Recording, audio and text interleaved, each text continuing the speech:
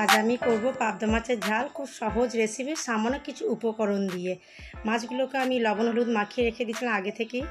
এবার লাগছে একটা গোটা কাঁচা পেঁয়াজ, টমেটো, লঙ্কা, আদা বাটা ও সামান্য জিরে গুঁড়ো। এবার কড়াইয়ে তেল দিলে, আমি খুব অল্প তেলেই রান্নাটা করব। এবার মাছগুলো একে একে দিয়ে দিলাম। এবার মাছগুলো বাকি মাছগুলো আমি দিয়ে দিয়েছিলাম। এবার ভেজে তুলে নিলাম। তুলে নেওয়ার পর যেটুকু তেল ছিল ওই তেলের মধ্যে পেঁয়াজ, একটা গোটা কুচনো করা পেঁয়াজ ও একটা ছোটো করে টুকরো করে কাটা টমেটো দিয়ে দিলাম।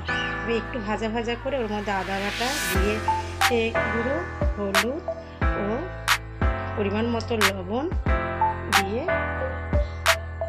নাড়াচাড়া করতে থাকলাম। এবার করার পর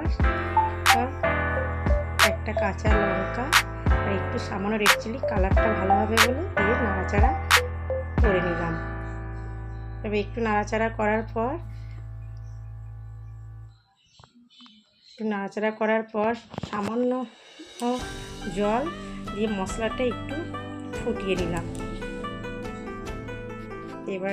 এবার মাছগুলোকে আমি একে একে সব দিয়ে দেব। এবার দিয়ে দেওয়ার পর একটু 5-6 মিনিট ফোটার পর আমি ঝোলটা ঘন হয়ে আসলে তুলে নেব। এবার আজকে আমার পাবদা মাছের ঝাল রেডি।